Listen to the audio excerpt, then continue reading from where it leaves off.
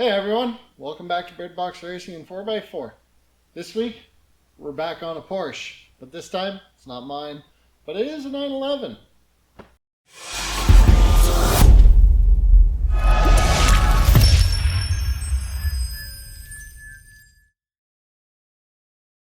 Alright, so, here we have a 2006 Porsche Carrera S. Couple things with this. Again, it's an R6 speed, but the clutch is toast. Gone, checked out of chat. Literally, the car's sitting on the ground, you put it in first gear, let the clutch out, nothing. Doesn't even try and move. So, getting it in here was fun. Alright, now I'm back after being interrupted. Of course, we gotta get the transmission out of there.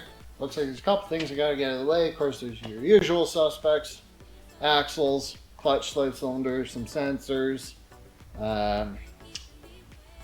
But there's also some coolant lines that run under the transmission. Looks like there's 4 of them. Maybe I could get away without it, but we'll see. But I gotta do the water pump anyways, more as a preventative thing. We're gonna get on it. I'm gonna get the wheels pulled off and get started draining some of the stuff out of here that I need to get out so I can get the transmission out. All right, so what we got going on here is we've got these 2 hoses here. They run towards the front of the car and they've got connections there. And those hoses need to come out. There's a steel section at the transmission with a rubber hose at the front and another one at the back here where it connects. So I need to undo both the rubber hoses so I can bring these steel lines out with the transmission. Okay, so there is a spot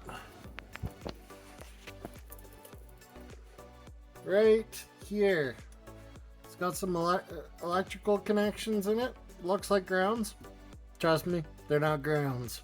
You touch that to a piece of the chassis and it's gonna spark like nothing else. So just be careful. That's a 12 volt. It probably goes to the starter. So the more you know.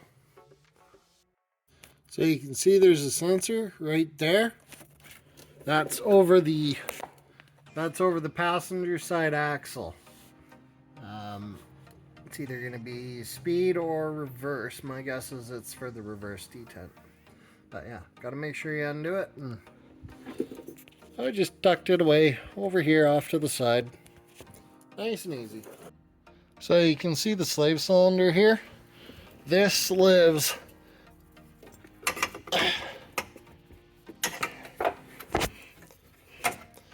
that lives up above the transmission. Not quite like that, but close. And it can be quite a pig to get to. My recommendation is a stubby wrench, an open end box end, and that will get it out.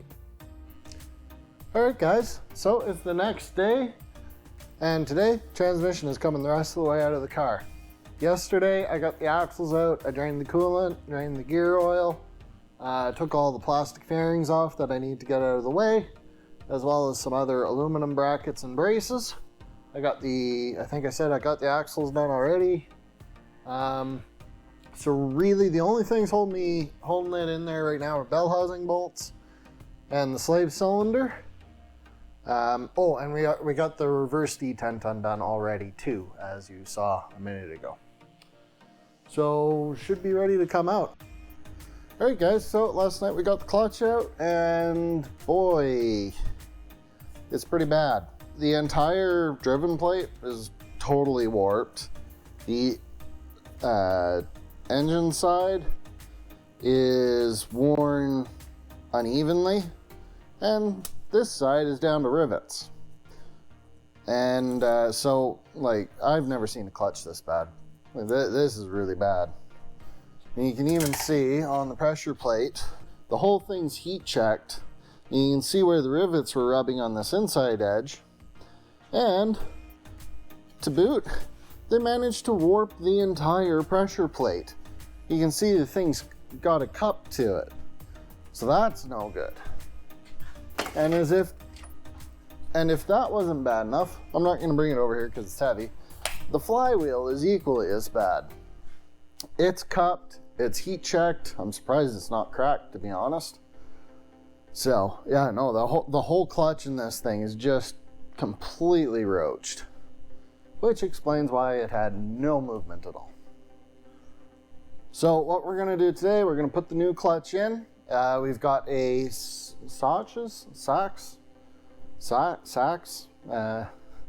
Anyways, they're the ones that made the pressure plate and the driven disc.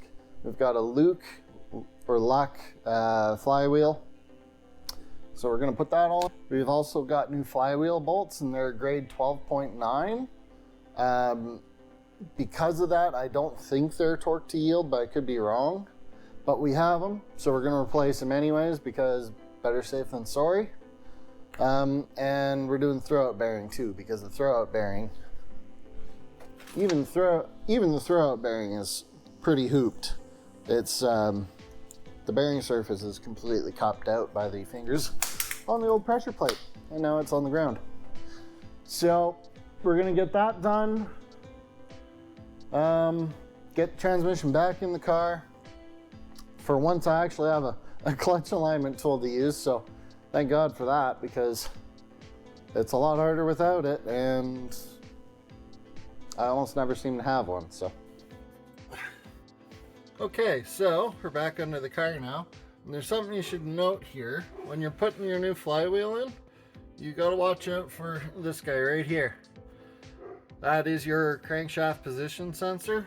You can see on the flywheel, if I can turn it here, see these teeth right by my thumb here?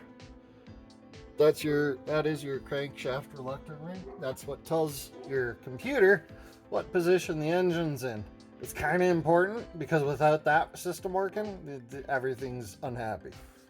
So make sure you don't bang that sensor when you put the new flywheel in. The other thing to note is on your crankshaft, mine just happens to be in this position, right there, there's a little roll pin. That's what positions your flywheel on the crankshaft. Do not take it out and put it on however you feel like, because your computer will think it's in the wrong position, and things go boom. Simple as that. So don't force your flywheel on. Rotate it until it slips in place. It's gonna go on easy. If you have to force it, you got it in the wrong spot.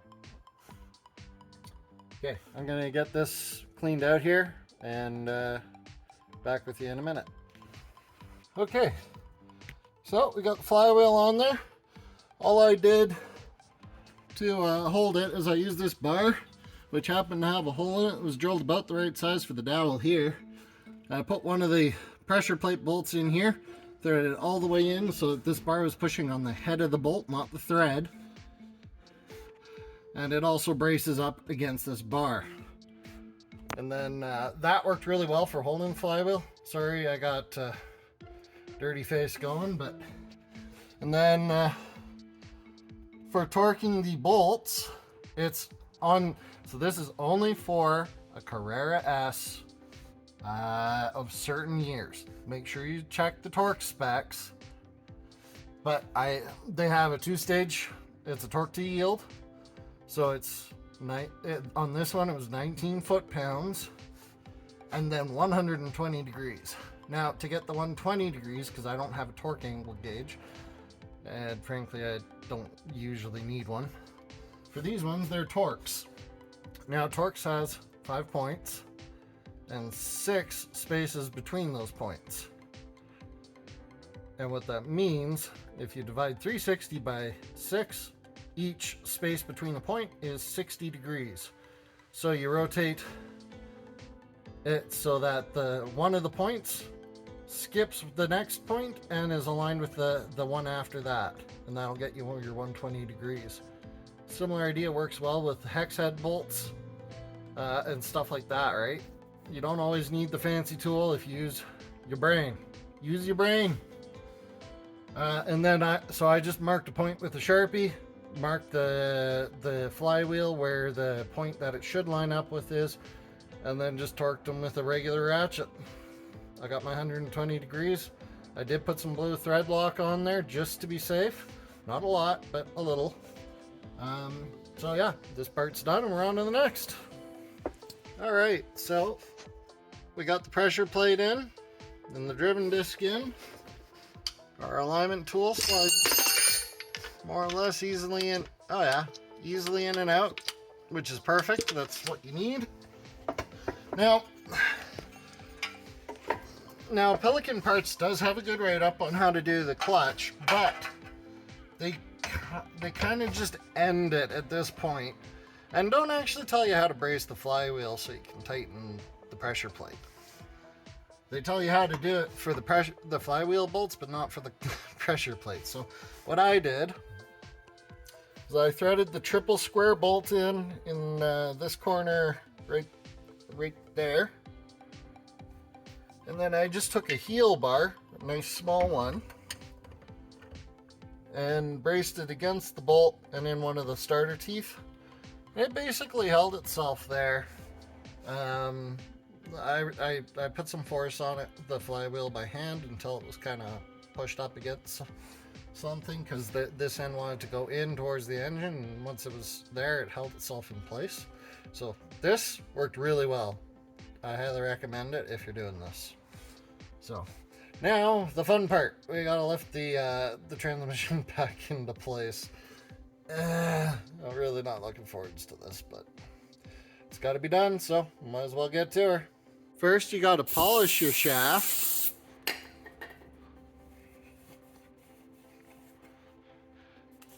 And then lube. Always remember, lube is key. So we've almost got it back together now. And I realized there's another problem here. Oh. There it is. That's the end of the slave cylinder. That little button should be a nice rounded cap. Yeah, it's all shattered.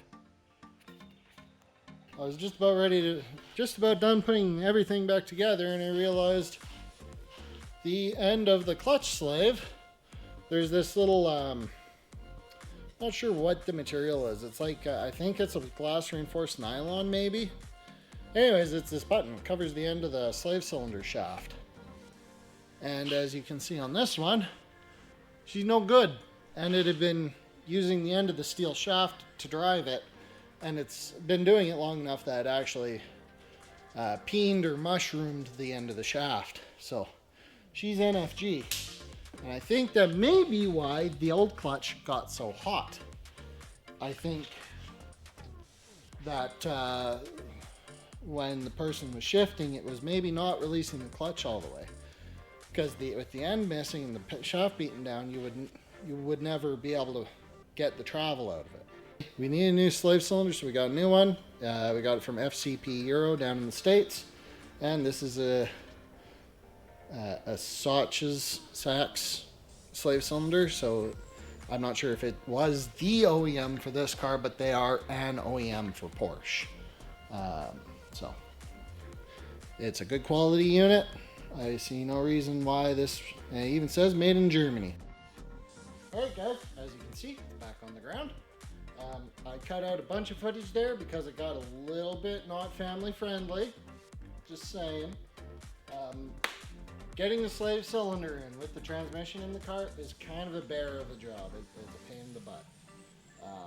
The reason being is, of course, slave cylinder wants to extend, and there's a lip in there that the shaft will get caught on. So you gotta get it lined up just right, and then you can push it in, but then you have to hold it in while you thread the bolt in, and of course there isn't room for both your hands in there, so it's kind of a pain. But if you throw enough curse words at it, you will get it in there. Just, don't get too frustrated. Then once that's in, and I found it helped to put the slave cylinder in with the clutch line disconnected, and then I put the clutch line in once the slave cylinder was in place. It did mean that getting the thread started on the slave cylinder line was a pain. That took a fair amount of curse words as well. That's why I didn't film that either. So all in all, slave cylinder and its line, pain in the butt. But it's bled now, it's on the ground, it's got all the plastic sheeting on there. Before I dropped it, I made sure that the wheels spun, that the clutch engaged and disengaged, and it wasn't making funny noises. So I have to apologize, I didn't actually get any footage of the car running and driving, but it's been on the road for the last 2-3 months now. It's been working great. So all in all, worked well. What would I change? Well, I would start with the slave cylinder. Bolt it on outside of the vehicle. Do yourself a favor.